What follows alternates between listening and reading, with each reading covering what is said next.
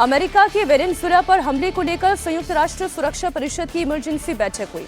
हालांकि ये भी हास्यास्पद है कि हमले के 2 दिन बीत जाने के बाद फिर ये बैठक हो रही है, इमरजेंसी बैठक। वो इमरजेंसी, तभी मैंने कहा ये हास्यास्पद है। लेकिन ठीक है, विडंबना यही है।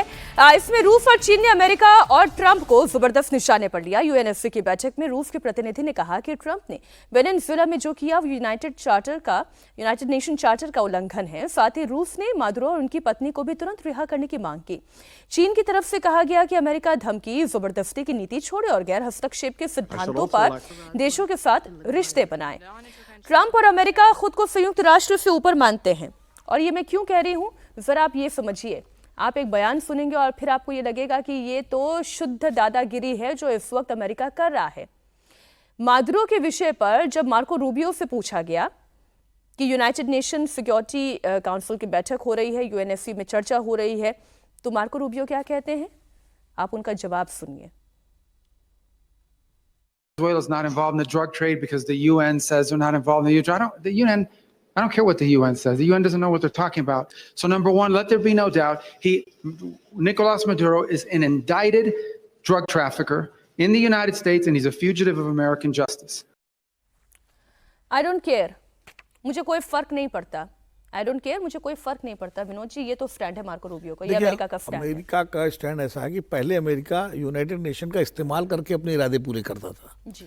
जब उसे इराक पे हमला किया सद्दाम हुसैन पे, यूनाइटेड नेशन को इस्तेमाल किया कि केमिकल वॉरफेयर उनके पास है और इसलिए प्रस्ताव पास हुआ और फिर किया। ऐसे ही उसने अफगानिस्तान पे किया था। लेकिन अब तो सीधे करने लगा, उसको यूनाइटेड नेशन की चिंता ही नहीं है कि आई डोंट केयर। तो अच्छा, एक और चीज़ है कि यूनाइटेड नेशन का जो खर्चा चलता है उसमें अमेरिका का बहुत बड़ा अंशदान है। एक बार ट्रंप ने धमकी भी दी थी पिछले कार्यकाल में कि मैं जो है इसको रोक लूँगा इस तरह से यूनाइटेड नेशन। तो यूनाइटेड नेशन की स्थिति एनजीओ वाली हो गई है और उसका कोई अब बैठक हुई, इमरजेंसी बैठक। अभी अगर मान लीजिए कोई प्रस्ताव आया यूनाइटेड उसमें सुरक्षा परिषद, तो अमेरिका का वीटो है, अमेरिका वीटो कर देगा, तो उसका कोई मतलब नहीं रह जाएगा।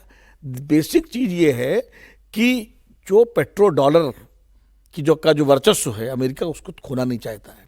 पिछले कई वर्षों से लगातार वेनेजुएला, ईरान, रूस, कई देश जो है उससे चैलेंज कर रहे थे, दूसरे करेंसी में ट्रेड करने लगे थे। और 1974 में जो किसिंजर के साथ एग्रीमेंट हुआ था सऊदी अरब का, तो ये बता इंटरनेशनल ऑयल ट्रेड जो है वो डॉलर में होगा सिर्फ। और इससे क्या हुआ कि डॉलर की डिमांड पूरी दुनिया में बढ़ गई। हद आपको जब डॉलर में ही खरीदना है तो डॉलर छापते थे और उनकी करेंसी का वजन बढ़ा हुआ था। इधर कई देशों ने ये इसको तोड़ा और इसीलिए ब्रिक्स में आने के लिए वेनेजुएला कोशिश कर रहा था। वेनेजुएला ने बाकायदा आवेदन किया हुआ ब्रिक्स में आने के लिए। ये सब अमेरिका को उखड़ रहा, तो उसने कहा कि भाई हमें पेट्रोल डॉलर की सुप्रीमेसी बनाए रखनी है और सीधे उसने वेनेजुएला पर हमला किया। तो इसके पीछे ये पूरी ये पॉलिटिक्स है इंटरनेशनल। और अमेरिका को चिंता नहीं है इन सब चीज़। वो पहले भी ग्रेनाडा पे कर चुका है, चिली में कर चुका है हस्तक्षेप, कई देशों में, क्यूबा में करने की उसकी बहुत मंशा रही है। फिडेल कैस्ट्रो के टाइम कई बार क्यूबा में फिडेल कैस्ट्रो के खिलाफ जो है उनकी हत्या का षड्यंत्र भी हुआ, सब हुआ, लेकिन वहाँ वो सफल नहीं हुए। ये अलग बात है। अब तो स्थिति दूसरी हो गई है। अब सोवियत संघ है नहीं, रूस उलझा हुआ है अपने मसलों में। चीन की आदत ऐसी नहीं है कि वो कहीं जाके बयान तो दे देगा चीन, लेकिन किसी मामले में वो हस्तक्षेप करता नहीं है। लेकिन ताकत के नशे में इस वक्त डोनाल्ड ट्रंप चूर हैं और अब नेटो के लिए ही वो सिरदर्द बनते जा रहे हैं।